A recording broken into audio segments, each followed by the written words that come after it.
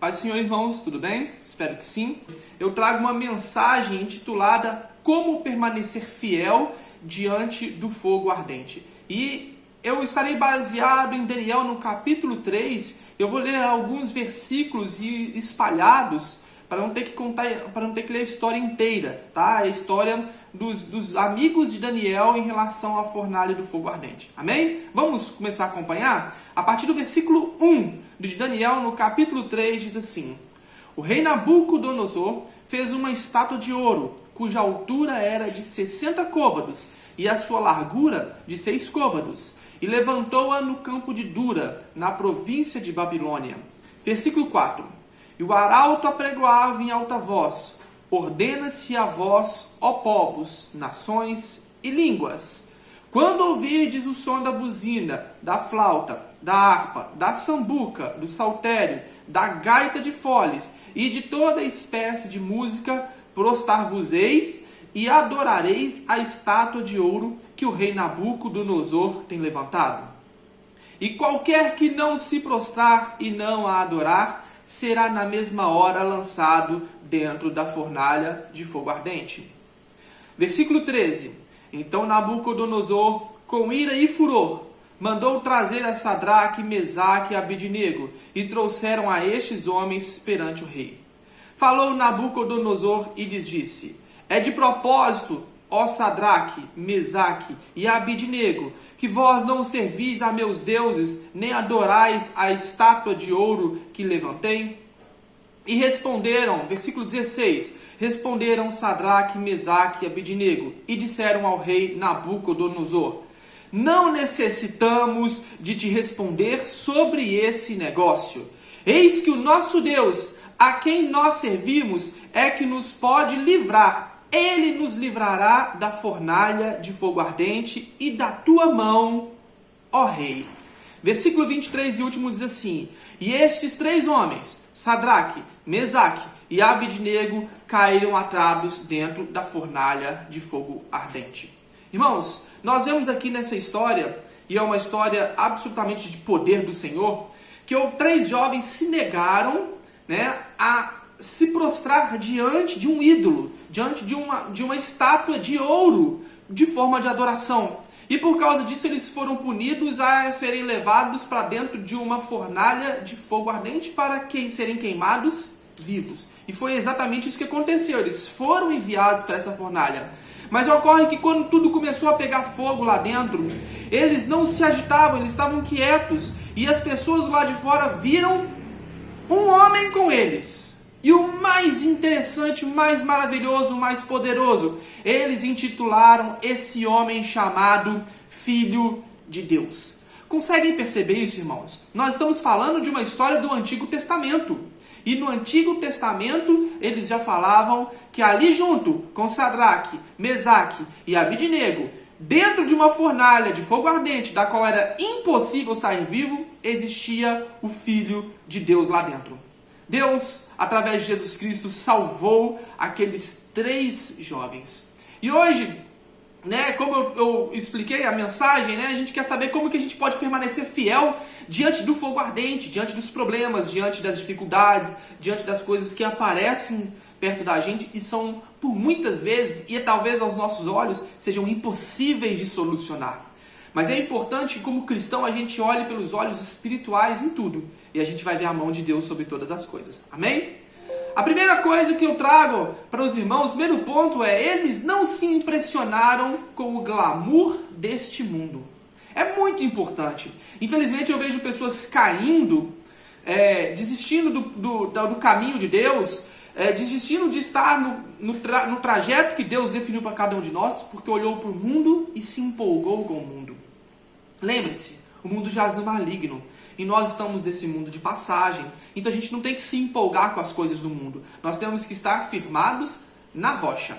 Por mais impressionante, irmãos, que a estátua gigantesca de ouro, de Nabucodonosor, por mais majestosa que essa estátua pudesse ser, da forma que ela foi orquestrada, da montagem, de tudo aquilo que ocorreu, de como aconteceu, inclusive, o trabalho deles de investimento, de construção, inclusive na propaganda sobre essa estátua, todos eles sabiam que a glória dos ímpios passaria. Todos eles quem? Aí vem a pergunta. Os três amigos, Sadraque, Mesaque e Abednego, eles sabiam que aquela glória ia passar um dia. Sempre passou, irmãos, e sempre passará.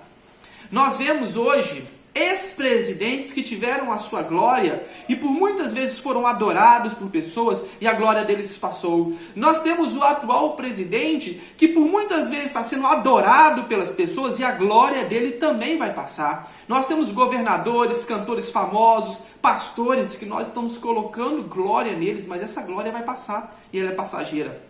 E aí eu faço uma pergunta: o que aconteceu com a estátua de Nabucodonosor? Ela ruiu, ela caiu. Ela não existe mais. Tudo passageiro. Irmãos, a beleza passa, a riqueza passa, a fama passa, o mundo passa. Mas uma coisa é certeza sobre as nossas vidas: o amor de Deus nunca passará. Somente o que é eterno permanece. E é por isso que nós temos que focar as nossas vidas naquilo que é eterno. Somente a palavra de Deus permanecerá para sempre sobre as nossas vidas. Amém? Passa a terra, passa tudo e a palavra do Senhor permanecerá para sempre. Vale ressaltar que nós tratamos de histórias, quando se fala da Bíblia, de 4.000 anos. Estamos firmes até hoje.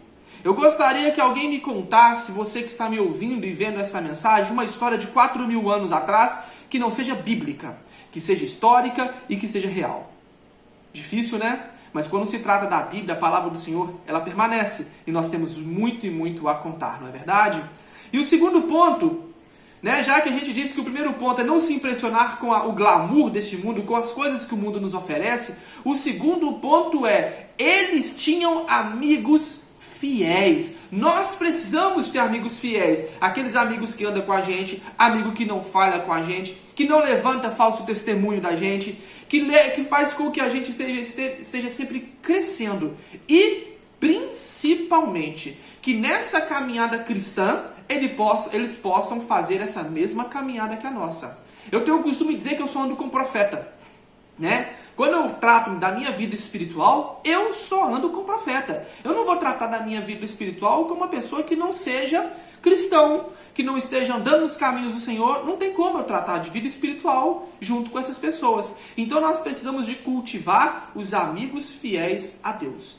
Presbítero Fábio, aonde que eu arrumo esses amigos? Dentro da sua igreja, dentro da Filemon. Nós certamente temos muitos amigos e a gente tem que firmar essa amizade. Posso ter amigos fiéis ao Senhor fora da igreja? Deve! É importante que a gente trace relacionamentos com outras pessoas do mesmo arraial do Senhor, quer dizer, né? Todos de uma igreja, mas de igrejas diferentes, tá? As pessoas permanecem, na verdade, as pessoas que permanecem ao nosso lado nos ajudam a não ceder às pressões. Então sempre tem aquela pessoa que quando a gente está perdão, irmãos. Quando a gente está para explodir, a gente precisa da ajuda deles.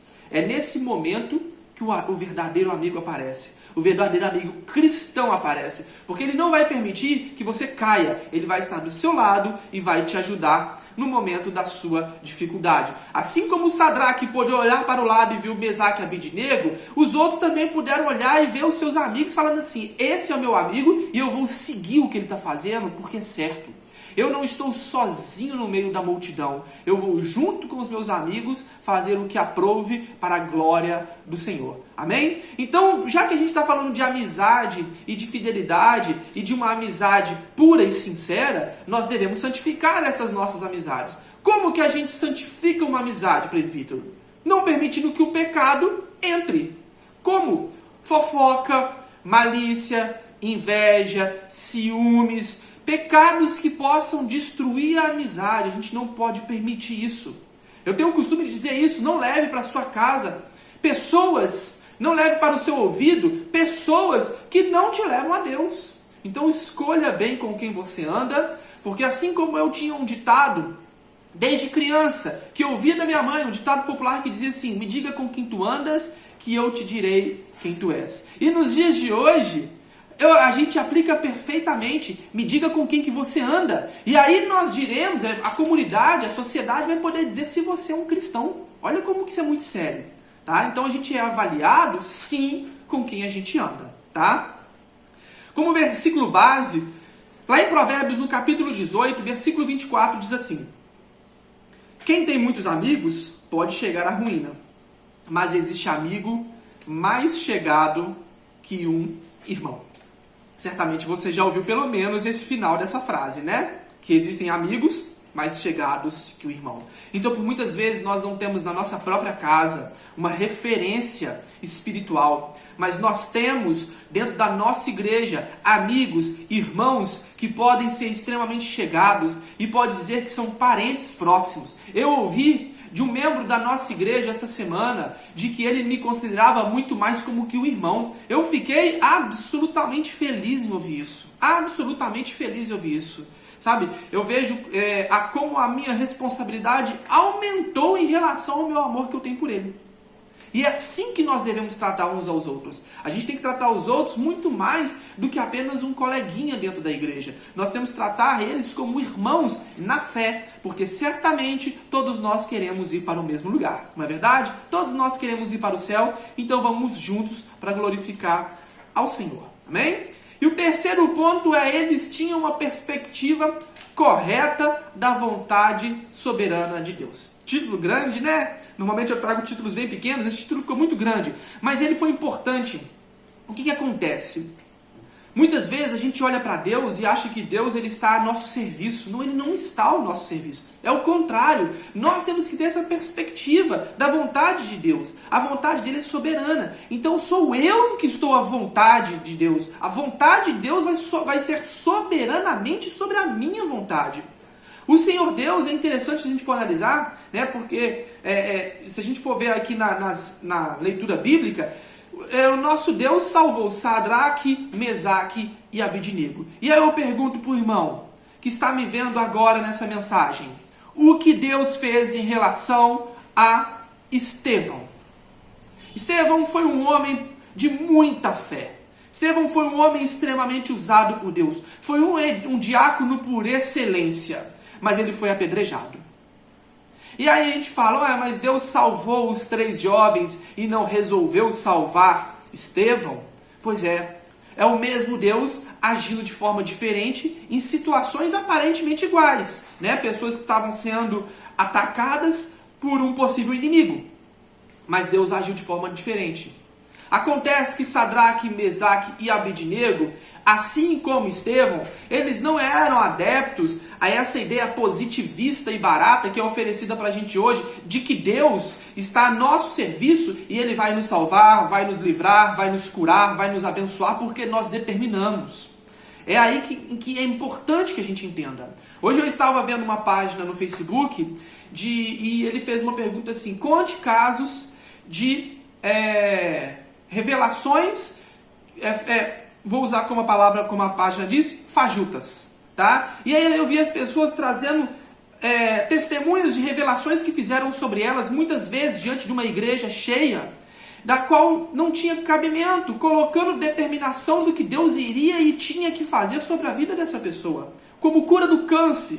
Eu tenho um primo meu que foi prometido aos pais dele que o câncer dele seria curado, e ele morreu. Então o que eu quero dizer em relação a isso? Nós temos que entender a perspectiva correta da vontade soberana de Deus sobre as nossas vidas. Não fique esperando que tudo tem que dar certo do jeito que você espera. Tem que dar certo do jeito que Deus espera. Porque certamente, tratando-se do Senhor, sempre no final vai dar certo, tá? Então eles confiavam, Sadraque, Mesaque, Abednego e Estevão confiavam na vontade soberana de Deus, fosse para salvar ou fosse para permitir o sofrimento. Então nós, como cristãos, em vez de a gente começar a fazer pergunta: por que, Senhor, você permitiu que eu sofresse tanto? Por que, Senhor, o Senhor está permitindo que eu passe por isso? Vamos começar a dar glória ao Senhor até no sofrimento? Vamos passar pela prova dando glória a Deus? Então aí quando eu começo a entender essa perspectiva do Senhor, eu começo a ter uma visão completamente diferente, porque nem tudo vai dar certo nessa vida terrena. E quando der errado, eu vou sair da graça, eu vou sair da direção, eu não volto mais para a igreja, eu fico de mal com o Senhor, porque eu entendi totalmente errado quem Ele era sobre a minha vida.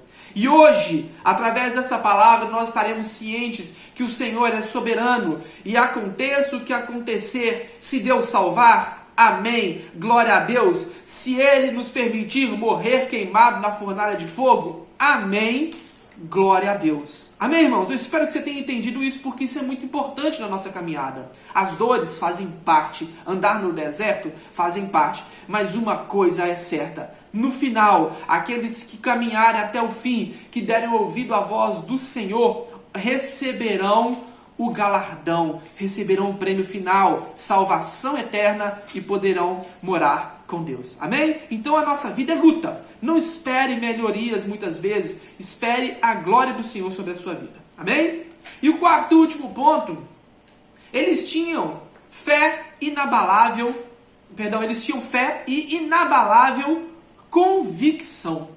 Eles quem? Os 3 amigos que estavam ali, que não se ajoelharam enquanto uma multidão se ajoelhou, ficaram lá fiéis, firmes. Eu não reconheço essa divindade, eu não reconheço essa autoridade, eu reconheço a autoridade única e definitiva da minha vida, que é o meu Senhor. Para os dias de hoje, irmãos, vamos trazer aqui, e tem alguns irmãos que inclusive levam essas mensagens minhas para o Facebook. Eu fico particularmente muito feliz por elas se espalhar, e eu me arrisco a dizer hoje também: eu não me curvo diante de imagens, eu não me curvo diante de escultura, eu me curvo diante do Senhor. E a fé inabalável é assim: nós não aceitamos imagem de escultura de nenhum tipo, nós nos rendemos e temos uma fé e inabalável convicção de que só Jesus Cristo salva. Amém? Fique com essa verdade sobre a sua vida. Fizesse o que fizesse, tá? As ameaças, que eram muito reais, né, do rei Nabucodonosor, não abalaram a fé e a convicção e a devoção dos três amigos em relação ao Senhor. Nabucodonosor já tinha prometido, isso não era novidade: quem não se curvasse iria ser queimado. Mas aí a gente coloca a nossa fé acima de todas as coisas. Imagina, nós temos diversos países, diversas nações que estão sofrendo hoje por perseguição aos cristãos. Muitos estão preferindo morrer a se render pela mentira. Eles preferem a verdade absoluta, que se chama Jesus Cristo. Eles perceberam, notaram e vivem porque creem que só Jesus Cristo é o Senhor. As promessas de morte para esses povos de perseguição, de países que estão sofrendo perseguição, são reais, elas são constantes. Nós vemos vídeos de irmãos nossos sofrendo até a morte, mas eles são convictos e não arrastam o pé, não tiram o pé do chão, são firmes na rocha. Jesus Cristo é o Senhor. Nós precisamos de ter essa convicção. Vamos pedir para que a nossa nação continue a ser uma nação cristã, que a gente tenha governantes cristãos, mas principalmente nós temos que ser firmes diante das dificuldades e daquilo que se levanta contra nós, contra a nossa fé e contra o nosso Senhor. Porque, irmãos, Sadraque, Mesaque e Abednego, eles tinham convicção simples, que deveriam adorar somente a Deus e jamais iriam se dobrar diante de Nabucodonosor. Então que a gente possa ter a mesma convicção desses 3 especiais homens que nos ensinaram hoje, de que jamais nós vamos nos dobrar para o mundo, jamais vamos nos dobrar para as vontades do mundo, pois nós temos uma convicção total e completa que devemos adorar somente a Deus. Amém? E como conclusão, eu trago aqui o resumo dos 4 pontos que eu trouxe para os irmãos, de como resistir a tantas ameaças e pressões do mundo. A primeira forma para não resistir é não se deixar impressionar pelo glamour do mundo, tá? Aquilo que a gente já falou. Segundo, tenha amigos que o ajudam a resistir às pressões e ameaças. Terceiro, tenha uma perspectiva correta da vontade soberana de Deus. E quarto e último, e não necessariamente nessa mesma ordem, tenha fé e inabalável convicção em Deus. Amém? Eu vou cortar. Vamos orar, irmãos? Vamos agradecer ao Senhor, porque Ele nos ensinou muito nessa noite, porque Ele nos trouxe uma forma muito especial para que a gente tenha cada vez mais convicção que só Ele é o Senhor. Então vamos agradecer e em seguida eu estarei impetrando a bênção apostólica. Senhor Deus, meu Pai, somos gratos, Senhor, por tudo que o Senhor tem feito, por essa oportunidade de ensino maravilhoso que o Senhor nos deu, por saber que nós precisamos olhar para esses 3 jovens, Sadraque, Mesaque e Abednego, e utilizá-los como exemplo de perseverança na caminhada cristã. Pai, é lindo perceber que no Antigo Testamento, ainda Jesus Cristo certamente como homem não tinha pisado na terra, mas Ele como Deus, como Senhor, como Filho de Deus, Ele já pisou na terra, e Ele se apresenta nessa história para provar que Ele sempre esteve, Ele sempre é e Ele sempre será sobre as nossas vidas.